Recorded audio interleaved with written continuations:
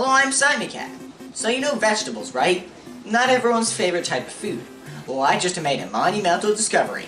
Introducing pickles. Imagine cucumbers, but pickleized. Super Mario Bros. 2.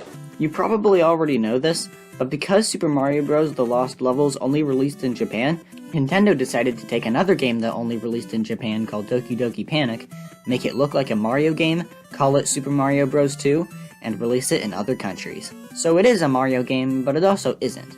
This is why the gameplay is so different compared to every other Mario game. The story doesn't make much sense. Mario finds a door in his dream, and that door takes him to a place called Subcon. The people of Subcon tell Mario that some frog named Wart is terrorizing the land. Then Mario wakes up and finds the same door he saw in his dream.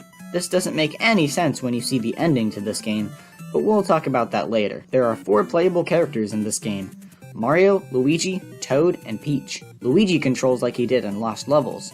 Toad is fast, and Peach can float. Peach is better for levels with a lot of pits, and Toad is better for levels where you have to pull things out of the ground fast, because Peach is the slowest at that. While there is some strategy here, that strategy is choosing either Toad or Peach. The problem with having characters play differently is that some characters just don't get used.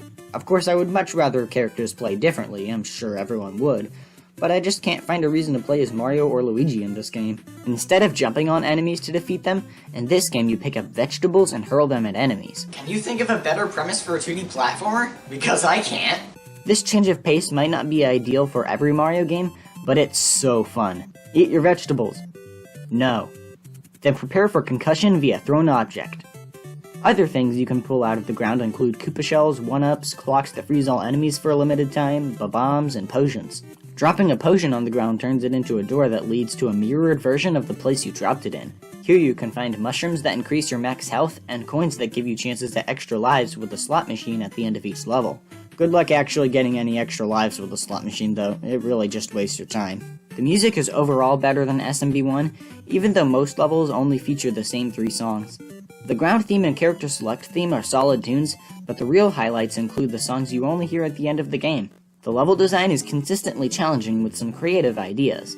Enemies are rarely placed in cheap positions, and like the other games in the NES trilogy, the game becomes substantially easier when you thoroughly explore the levels. But that's not to say there won't be any moments where the solution is hopelessly obtuse or downright unfair. Phanto is the most annoying enemy in this game. If you pick up a key, this thing will stalk you to no end. Well, until you use the key. In 6-1, you have to enter jar after jar until you finally find the one with the key in it. In 4-3, you'll find Birdo at the start of the level, which would seem odd to most players because Birdo is usually the end boss of most levels. If you choose to fight it, you'll realize that you just locked yourself out of completing the level because you're supposed to ride one of Birdo's eggs across the gap.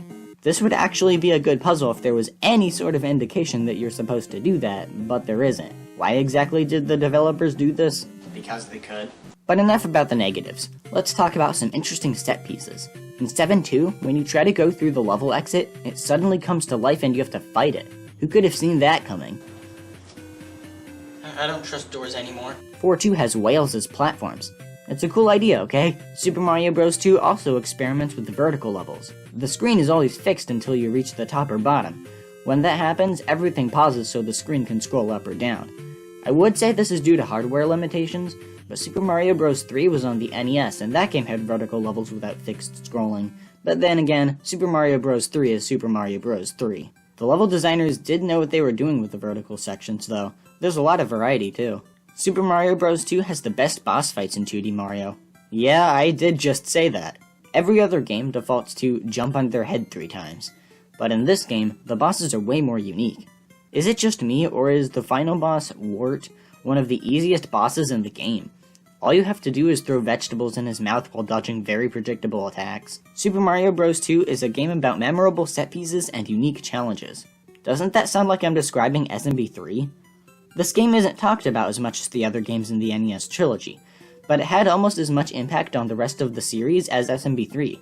Without this game, we wouldn't have Shy Guys, bombs, etc. Lost Levels did nothing for the series though, that game can burn in the fire for all I care. But they just had to ruin the ending. The entire story is revealed to be all just Mario's dream. But Mario supposedly woke up before the adventure began, so was Mario dreaming in a dream?